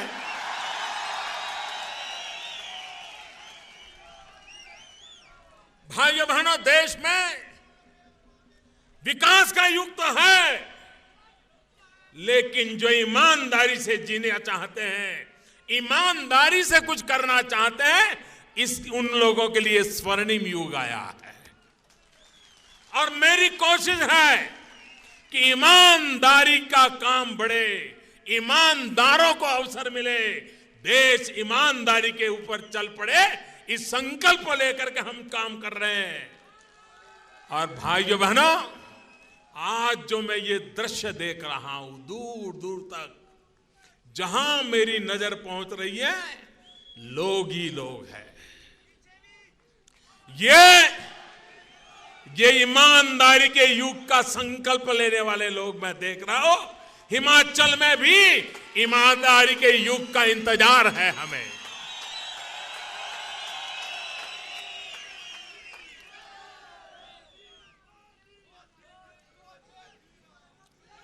भाइयों बहनों, शायद ही हिंदुस्तान के कोई मुख्यमंत्री को इतना समय वकीलों के बीच बिताना पड़ता होगा जितना, समझ गए, बड़े समझदार लोग हैं जी। इसीलिए तो मुझे हिमाचल के लोगों के प्रति इतना आदर भाव पड़ा हुआ है मेरे मन में।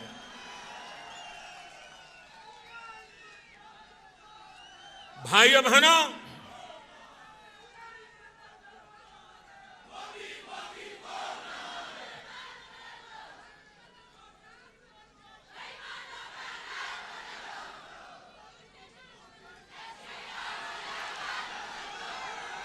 आज देश की जो युवा पीढ़ी है, देश की युवा पीढ़ी बेईमानी से कॉम्प्रोमाइज करने के लिए तैयार नहीं है। वो ईमानदारी के लिए लड़ने के लिए तैयार है। वो ईमानदारी को आगे बढ़ाने के लिए मेरे साथ कंधे से कंधा मिलाकर के चल रही है और यही युवा शक्ति के भरोसे हम आगे बढ़ रहे हैं। भाइयों बहनों, नवंबर में दिवाली के बाद देश भर से टूरिस्ट हिमाचल में आए हुए थे और अचानक रात को टीवी पर से खबर आई,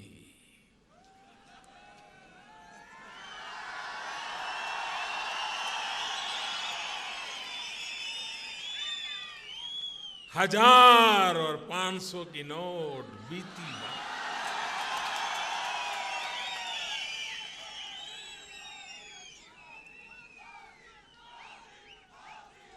भाइयों बहनों, ये बेईमानी के खिलाफ लड़ाई का मेरा कठोर प्रहार था।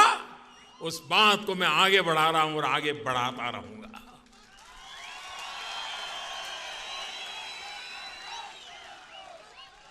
भाइयों बहनों, मैंने गरीबी देखी है, मैं गरीबी में जिया हूं, गरीबी में पला हूं। गरीब की तकलीफ क्या होती है ये देखने के लिए मुझे कहीं यात्रा नहीं करनी पड़ती है, मैं अनुभव करके आया हूं। और इसलिए जब हमारी सरकार बनी और मुझे नेता के रूप में चुना गया, मेरे पहले भाषण में मैंने कहा था, मेरी ये सरकार इस देश के गरीबों को समर्पित है। और मेरे देशवासियों में आपको वादा करता हूं, मेरे हिमाचल वासियों में आपको वादा करता हूं, जिन जिन लोगों ने गरीबों का लूटा है उनको गरीबों को लौटाना ही पड़ेगा। तब तक मैं चैन से बैठने वाला नहीं।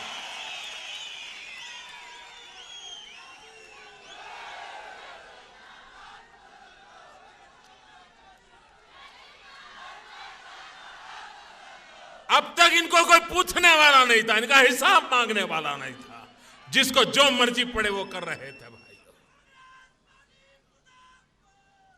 और इसलिए भाइयों बहनों, आज देश में जहां जहां लोगों को चुनाव में ईमानदारी के साथ चलने का मौका मिल रहा है, वो सारे लोग हमारे साथ चल रहे हैं भाइयों। देश ईमानदारी की ओर आगे बढ़ना चाहता है। देश का सामान्य मानवी ईमानदारी के इस युग को सहयोग करना चाहता है, उसको मदद करना चाहता है। भाइयों बहनों, आज पूरे विश्व में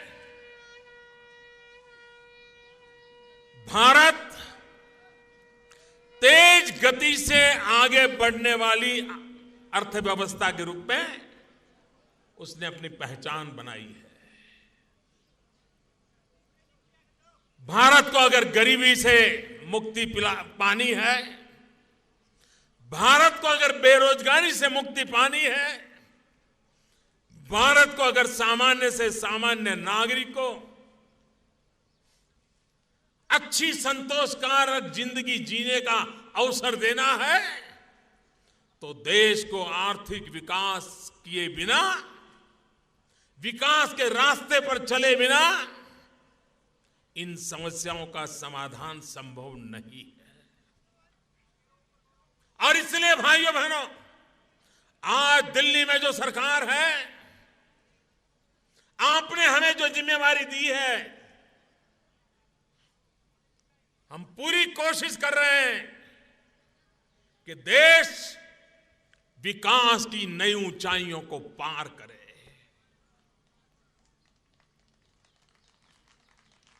बच्चों की पढ़ाई का प्रबंध हो, नौजवानों के लिए कमाई की व्यवस्था हो, किसानों के लिए सिंचाई की व्यवस्था हो, बुजुर्गों के लिए दवाई की व्यवस्था हो। ऐसा मेरा देश आगे बढ़ना चाहिए।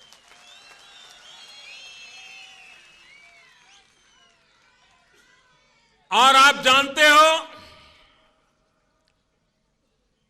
दिल्ली में आपने मुझे बिठाया है और मैं जो काम कर रहा हूं, इसमें सब लोग तो खुश होने वाले नहीं हैं,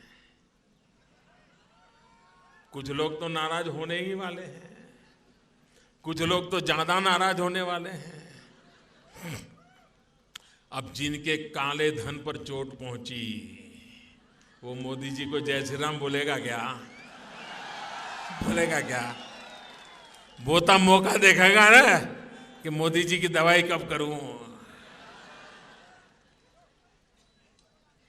जिनको परेशानी हो रही है वो मुझे परेशान करने का कोई मौका नहीं छोड़ेंगे, इसका मुझे पूरा पता है।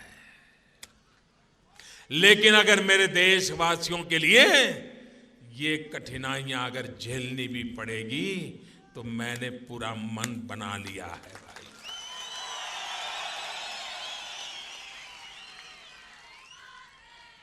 अब मुझे बताइए, आज हृदय रोग की बीमारी हमारे देश में बढ़ती चली जा रही है। डॉक्टर के पास जाते हैं तो कहता है साहब गंभीर मामला है, आप बचेंगे नहीं। बचने का एक ही उपाय है, स्टेंट लगवा दीजिए, हृदय के अंदर स्टेंट लगवा दीजिए। वो गरीब आदमी पूछता है कि साहब कितना खर्चा होगा? बोले ये लगवा लोगे तो 40,000 होगा। तो गरीब आदमी पूछता है कि साहब उसके बाद क्या होगा? बोले 5-6 साल तक तो कोई तकलीफ नहीं होगी। तो फिर बाद में? तो बोले ये वाला लगवा लोगे तो फिर जिंदगी में कोई मुसीबत नहीं आएगी। तो बोले इसका कितना खर्चा होता है? तो बोले उसका 1.5 लाख होता है। तो गरीब आदमी सोचता है 40,000 देने के बाद 6 साल में मरना है तो कुछ भी करो यार, कर्ज ले लो, कुछ भी करो, लेकिन 1.5 लाख वाला लगवा दो और बचने की कोशिश करो। मैंने जरा ये स्टैंड वालों को बुलाया, मैंने कहा भाई बताइए ये आपको बनाने में कितना खर्चा लगता है? साल भर उनके साथ माथा पच्ची चलती रही मेरी। वो बाएं दाएं हो रहे थे। मैंने बारीकी से सब ढूंढना शुरू किया और भाइयों बहनों जो स्टैंड 25,000, 35,000, 40,000 में लगता था वो आज 5 या 6,000 में लगाने के लिए मैंने मजबूर कर दिया। जो 1.5 लाख में लगता था वो 22-25 हजार में लगाने के लिए मजबूर कर दिया। अब मुझे बताइए ये जिनका गया वो मुझे माफ करेंगे क्या? करेंगे क्या? तब मुझे आपकी मदद लगेगी भाइयों, तब मुझे आपकी मदद लगेगी। दवाइयां, सामान्य व्यक्ति को जो दवाइयां लगे 700-800 दवाइयां ऐसी जो आम तौर पर गरीब मध्यम वर्ग व्यक्ति को बारी बारी से कभी कभी जरूरत पड़ जाती है। परिवार में एक आध बीमार हो जाए तो भी जरूरत पड़ जाती है। कोई दवाई की कीमत 600 रुपया, 500 रुपया, 300 रुपया। हमने दवाई वालों को बुलाया, मैंने कहा क्या रखा है भाई, ये लूट क्यों रहे हो? कुछ तो ठीक ठाक करो। 2 साल तक चर्चा चलती रही और आज 700 से ज्यादा दवाइयां जो कभी 300 रुपए में मिलती थी वो 30 रुपए में मिलने लग गई। भाइयों गरीब आदमी को दवाई मिली।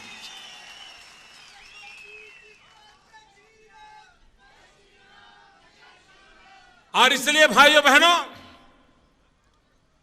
प्रधानमंत्री भारतीय जनऔषधि परियोजना के तहत आज वैसी जेनरिक दवाइयों की दुकानें खोली जा रही हैं जहां गरीब व्यक्ति कम पैसों से वही दवाई प्राप्त कर सकता है जो बड़ी बड़ी ब्रांड और बड़े बड़े पैकेजिंग में आती है।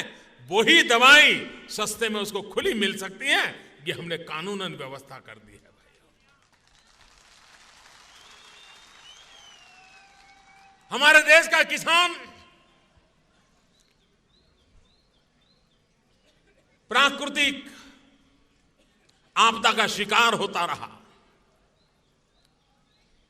कभी बर्फ वर्षा कम हो तो भी घाटे में, ज्यादा हो तो भी घाटे में, बारिश हो जाए तो भी घाटे में, न हो जाए तो भी घाटे में।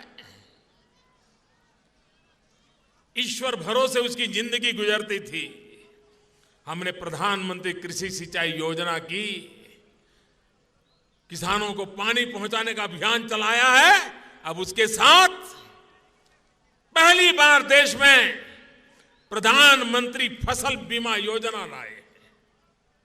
और मैं हिमाचल के किसानों से आग्रह करूंगा कि इस फसल बीमा योजना का आप ज्यादा लाभ उठाने की कोशिश कीजिए। ये ऐसी योजना है, इस देश में कभी किसानों को ऐसी सुरक्षा पहले कभी नहीं मिली है। अगर आप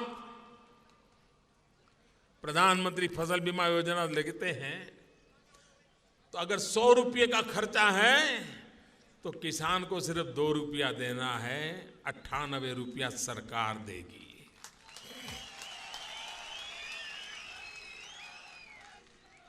और मान लीजिए किसान ने अपना खेत तैयार कर दिया, जोतने की तैयारी कर दी और सोच रहा था बस बारिश आ जाए तो बुआई कर दूंगा, लेकिन जून में बारिश नहीं आई, जुलाई में नहीं आई, अगस्त में नहीं आई, बुआई हुई नहीं, तो फसल तो हुई नहीं, फसल हुई नहीं तो बर्बाद भी नहीं हुई। हम ऐसा बीमा लाए हैं कि अगर आप बुआई भी नहीं कर पाए तो भी आपको बीमा मिलेगा और आपका साल बर्बाद नहीं।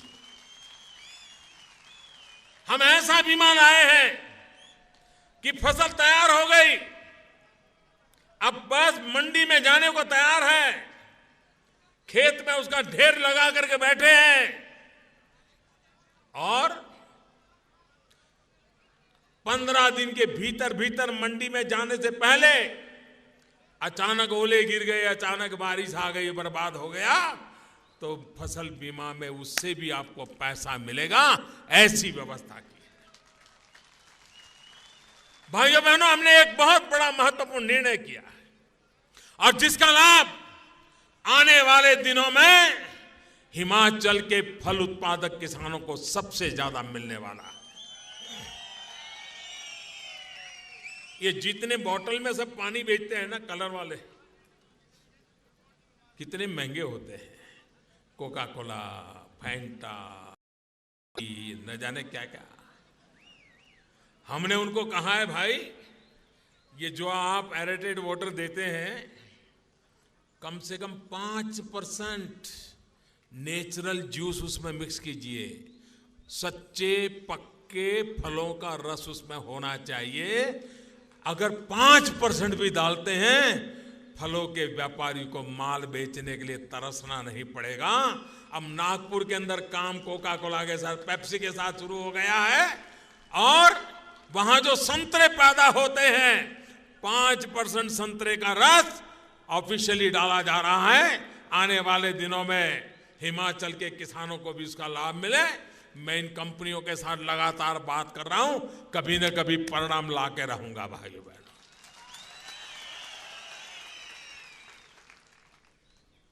हमारी हर योजना में देश का किसान हो, युवान हो, गरीब हो, उसको अवसर कैसे मिले। प्रधानमंत्री मुद्रा योजना, जो नौजवान अपने पैरों पे खड़ा रहना चाहता है, कुछ कारोबार करना चाहता है, विदाउट एनी गारंटी, ऐसे नौजवानों को बैंकों से 50,000 लाख 50 लाख रुपए तक देने का हमने निर्णय कर लिया है। कम ब्याज से पैसे देते हैं ताकि वो अपने पैरों पर अपना कारोबार शुरू कर सके। और देश में करीब करीब 3.5 करोड़ से ज्यादा लोगों को अब तक इसका लाभ मिल चुका है। भाइयों, विकास कैसे किया जा सकता है। हमारी माताएं बहनें, मुझे बराबर याद है 2012 के चुनाव में हमारे धूमल जी एक योजना लेके आए थे, मुझे दिखाए थे उन्होंने उस समय कि वो इलेक्ट्रिक चूल्हा दे रहे थे शायद, हैं? हाँ, इलेक्ट्रिक चूल्हा दे रहे थे और वो कह रहे थे कि लकड़ी भी नहीं, गैस है नहीं, तो लोगों को उस समय वो काफ़ी, और मुझे याद है कि मैं एक सभा में मैंने भी लोगों को दिखाया था कि देखो हमारे धूमल जी लाने वाले हैं। भाइयों बहनों, हमारे देश में एक जमाना था, ये दिन याद रखिए। लेकिन कभी कभी क्या होता है, बुरे दिन याद नहीं रखते तो पता नहीं चलता है कि स्थिति कैसे बदल रही है। पार्लियामेंट के मेंबर को गैस के सिलेंडर की 25 कूपन मिलती थी और वो अपने इलाके में साल में एक बार 25 लोगों को, 25 परिवारों को गैस का कनेक्शन देने के लिए ऑब्लाइज करता था। और लोग भी हर दिन सुबह एमपी के घर चक्कर काटते थे, साहब इस बार एक कूपन मिल जाए, देखो ना बच्चे बड़े हो गए हैं, घर में गैस का चूल्हा लाना है। और अखबारों में आता था कि एमपी कुछ, सब तो नहीं, कुछ उस कूपन को भी काले बाजारी में बेचते थे। ऐसी चर्चा हुआ करती थी उस जमाने में। गैस का कनेक्शन लेने के लिए एमपी के घर के चक्कर काटने पड़ते थे। ये दिन देश भूला नहीं है भाइयों बहनों। आज भी स्थिति ऐसी थी, हमने फैसला किया इस देश के 5 करोड़ गरीब परिवार, और मेरे दिल में एक दर्द था जब मेरी गरीब मां लकड़ी के चूल्हे से खाना पकाती है तो एक दिन में 400 सिगारेट का धुआं उसके शरीर में जाता है। एक दिन में 400 सिगारेट जितना धुआं। खाना अगर लकड़ी के चूल्हे से पकाती है तो जाता है। उस मां की तबीयत का हाल क्या होगा, क्या स्थिति बनेगी उस मां की। और बच्चे जो घर में छोटे छोटे खेलते हैं, मां खाना पकाती है, बच्चे रोते हैं, धुआं उनके शरीर में जाता है। उन बच्चों का भाग्य क्या होगा, आप इसकी कल्पना कर सकते हैं। और तब मन में ठान ली थी, क्योंकि मैंने भी तो देखा था, गरीब मां का बेटा हूं मैं, कि मां कैसे चूल्हा जला करके खाना पकाती थी और आंख में से आंसू बहते चले जाते थे। वो दृश्य बचपन का याद है। और तब जाकर के हमने तय किया कि हम गरीब परिवारों को गैस का कनेक्शन देंगे। 3 साल में भाइयों बहनों 5 करोड़ परिवारों तक पहुंचने का मेरा इरादा है। और मुझे खुशी है, इस योजना को अभी तो 11 महीने हुए हैं और करीब करीब 1.5 करोड़ परिवार हमने तय किया हम गरीब परिवारों को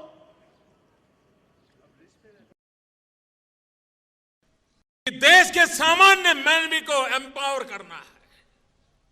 नोटबंदी हुई है, उसके बाद देश की युवा पीढ़ी आपने देखा होगा, वो जेब में पैसे रखते ही नहीं है, वो अपना मोबाइल फोन से ही पैसे लेन देन करते रहते हैं। धीरे धीरे औरों को भी आदत लगने लगी है। और मैं हिमाचल को कहना चाहूंगा, जितना जल्दी आप डिजिटल करेंसी की ओर चले जाएंगे, टूरिज्म के लिए सबसे बड़ी सुविधा का वो कारोबार होगा। आपको आदत डालनी चाहिए। भीम ऐप बनाई है, मोबाइल फोन से आप मोबाइल फोन को ही अपना बैंक बना सकते हैं। अपना पूरा कारोबार मोबाइल से खरीद भी कर सकते हैं, लेन देन कर सकते हैं।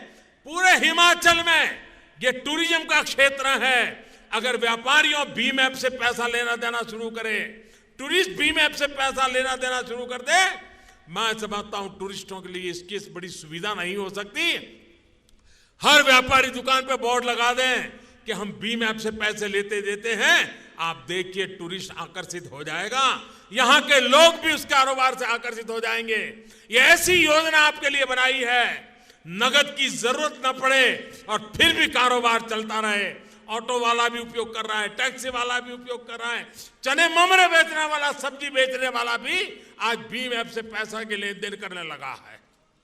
हिमाचल में एक आंदोलन खड़ा कर देना चाहिए, डिजी धन का आंदोलन खड़ा करना चाहिए। सामान्य मानवीय की जिंदगी में बदलाव लाने की दिशा में काम करना चाहिए। आप देखिए उससे टूरिज्म को ताकत मिल जाएगी। और कोई हिमाचल में तो कोई ऐसी दुकान ना हो, कोई ऐसी होटल ना हो, कोई ऐसी रेस्टोरेंट ना हो जहां बीम से कारोबार न चलता हो, ताकि टूरिस्टों के लिए वो सबसे बड़ी सुविधा का कारण बन जाएगा। भाइयों बहनों, नौजवानों को रोजगार मिले। टूरिज्म सबसे ज्यादा रोजगार देता है। कम से कम पूंजी निवेश से कमाई हो सकती है ज्यादा से ज्यादा लोगों की, तो वो क्षेत्र है टूरिज्म। जब टूरिज्म बढ़ता है तो बड़े बड़े होटल वाले कमाते, ऐसा नहीं है। ऑटो रिक्शा वाला भी कमाता है, ठेले वाला भी कमाता है, पकौड़े बेचने वाला भी कमाता है, चाय बेचने वाला भी कमाता है। और इसलिए हिमाचल के जीवन में टूरिज्म का बाहुल्य है, इसको हम स्वीकार करते कैसे आगे बढ़े। भारत सरकार हर पल हिमाचल की प्रगति के लिए आपके साथ खड़ी है। हम विकास की नई ऊंचाइयों पर ले जाना चाहते हैं। यहां एम्स का निर्माण करना है। यहां पर आज हाइड्रो इंजीनियरिंग का विषय किया। यहां के नौजवानों को उत्तम से उत्तम शिक्षा के अवसर मिले। यहां पर हिंदुस्तान की जो उत्तम से उत्तम व्यवस्था है, वो व्यवस्थाएं हिमाचल को प्राप्त हो। ये भारत में, दिल्ली में बैठाई हुई ये भारत सरकार आपके साथ खड़ी है। आपकी प्रगति की नई ऊंचाइयों पर ले जाने के लिए आज मैं आपके साथ खड़ा हूं। और हिमाचल वालों का तो मुझ पर थोड़ा स्पेशल अधिकार भी है, क्योंकि मैंने तो आपका नमक खाया है जी। अब फायदा उठाना आपके हाथ में है जी। फायदा उठाना आपके हाथ में। मैं हिमाचल के लोगों की सेवा करता आया हूं, क्योंकि हिमाचल के साथ कई वर्ष मुझे गुजारने का मुझे अवसर मिला है। यहां की ताकत से मैं भली भांति परिचित हूं, यहां की समस्याओं से भली भांति परिचित हूं। जब हमने 1 रैंक 1 पेंशन किया और मैंने मेरी चुनावी सभा में मंडी में घोषणा की थी 2014 में कि हमारी सरकार जब बनेगी हम 1 रैंक 1 पेंशन लाएंगे। लेकिन 1 रैंक 1 पेंशन 40 साल से लटका हुआ सवाल, लेकिन इतनी सरकारें गई, किसी ने अध्ययन तक नहीं किया था कि 1 रैंक 1 पेंशन क्या होता है, कैसे लागू होता है, कितना खर्च हो, कोई हिसाब नहीं था। यानी मजाकिया विषय बना के रखा था। एक सरकार तो ऐसी गई पिछली, उसने 500 करोड़ बोल दिया था। जब मैंने काम शुरू किया तो मैं हैरान था। ये मामला 15,000 करोड़ पहुंचा। 15,000 करोड़ भारत के खजाने से एकदम 15,000 करोड़ निकालना मुश्किल था। मैंने फौज के जवानों को बुलाया। मैंने कहा देखो भाई, ये मेरा वादा है, मुझे 1 रैंक 1 पेंशन करना है, लेकिन सरकार एक मुश्त 15,000 करोड़ नहीं निकाल सकती। मुझे आपकी मदद चाहिए।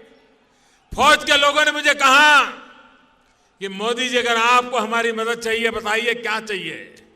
मैंने कहा एक किस्त नहीं, मैं ये 4 किस्त में देना चाहता हूं। और मैं मेरे हूं। 1 मिनट उन्होंने लगाया नहीं, उन्होंने स्वीकार कर दिया। अब तक 2 या 3 किस्त पहुंच गई हैं, आखिरी किस्त भी पहुंचने वाली है। उनके खाते में पैसे जमा हो गए। भाई, एक ऐसी सरकार जब निर्णय करती है तो आखिरी इंसान तक उसको पहुंचाने के लिए लागू करती है, बारीक से बारीक चीजों को देखती है। भाइयों बहनों, आज जब हिमाचल की धरती पर आप सबसे इतनी बड़ी विशाल संख्या में आपके दर्शन करने का, आपके आशीर्वाद प्राप्त करने का सौभाग्य मिला है, मैं हिमाचल को निमंत्रण देता हूं, आइए इस ईमानदारी के युग में मेरे साथ चलिए। आइए बेईमान, बेईमानी, बेईमान व्यवस्था, बेईमान सोच, उसको विदाई करने का ये संकल्प लेकर के आज यहां से चले। इसी एक अपेक्षा के साथ दोनों हाथ ऊपर करके मेरे साथ बोलिए, भारत माता की। ऐसी ताकत दिखाइए कि बेईमानी को भी कांपने का शुरू हो जाना चाहिए। भारत माता की, भारत माता की, भारत माता की। बहुत बहुत धन्यवाद जी। मोदी को जय श्री राम। मोदी जी को जय श्री राम।